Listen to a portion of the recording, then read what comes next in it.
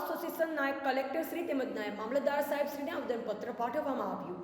જેમાં આજરોજ શ્રી અબડાસા તાલુકા બાર એસોસિએશનના પ્રમુખ મહમદ ખત્રી, મંત્રી શ્રી લાલજીભાઈ કટવા, ઉપપ્રમુખ ભરતભાઈ હોથી, સિનિયર ધારાશાસ્ત્રીઓ જેમાં સચિનભાઈ જોશી, કિશોરગીરી ગોસ્વામી, બીનાબેન જોશી, વિક્રમસિંહ જાડેજા, પ્રતાપભાઈ ગઢવી, જગદીશગીરી ગુસાઈ, ચંદ્રસિંહભાઈ ગઢવી, જેઠમલભાઈ ફફલ, યોગીરાજસિંહ જાડેજા, ફૈઝલભાઈ આગરિયા, મજીદભાઈ લોધરા તથા પ્રેમભાઈ ચંદે વગેરેનાઓ ગુજરાત રાજ્યમાં એડવોકેટની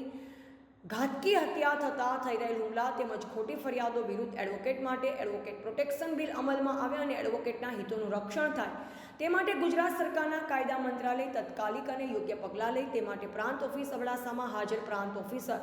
શ્રી અબડાસા મારફતે આ માંગણી કરવામાં આવી. આજરોજ શ્રી અબડાસા તાલુકા બાર એસોસિએશનના પ્રમુખ મહમદ ખત્રી મારફતે તારીખ 25/9/2020ના રોજ રાપર કચ્છના એડવોકેટ શ્રી દેવજીભાઈ મહેશ્વરીનો સારા જાહેર ધોળા દિવસે હત્યા કરવામાં આવી તથા 13/3/2024ના રોજ જામનગર બાર એસોસિએશનના સભ્ય એવા એડવોકેટ શ્રી હારૂનભાઈ પાલેજાની ઘાતકી રીતે હત્યા કરવામાં આવી, જે અંગે પ્રકાશ પાડી અને અસીલો માટે ન્યાય મેળવવા ન્યાયની અદાલતમાં લડત આપનાર એડવોકેટ સ્ત્રીઓને અન્યની લડત માટે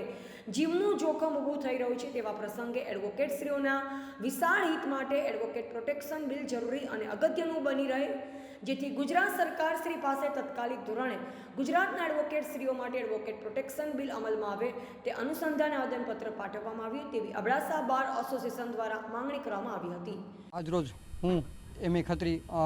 પ્રમુખ અબડાસા બાર તાલુકા એસોસિએશન, મારા સાથે સેક્રેટરી છે શ્રી લાલજીભાઈ કટવા, અમારા ઉપપ્રમુખ હોથીભાઈ, આજે અને મારા બધે એડવોકેટ સભ્યો અબડાસા તાલુકા બાર એસોસિએશનના આજે ગુજરાત સરકારને નાયબ કલેક્ટર શ્રી મારફતે વકીલોના હિત માટે પ્રોટેક્શન એક્ટ અમલમાં આવે એના માટે આવેલા છીએ અને બધે એડવોકેટ મિત્રો ભેગા થઈ અને આવેદનપત્ર નાયબ કલેક્ટર શ્રી અબડાસાને આપેલ છે કે ભાઈ અમારી જે માંગણીઓ છે કે કચ્છમાં 2020માં દેવજીભાઈ કરીને એડવોકેટ હતા રાપરના, એમનું મર્ડર કરવામાં આવ્યું, એમનું ખૂન થઈ ગયું અને હાલમાં જ 2024માં જામનગરમાં એક એડવોકેટ પાલેજાભાઈનું સારા જાહેર દિવસના ખૂન થઈ ગયું. તો આવી રીતે એક એડવોકેટ બીજાના હિત માટે લડી રહ્યા છે અને એ જે હિત લડનારા માટેનો જો ખૂન થઈ જતું હોય તો ગંભીર બાબત છે ને એના માટે સરકારશ્રી યોગ્ય વિચારણા કરે અને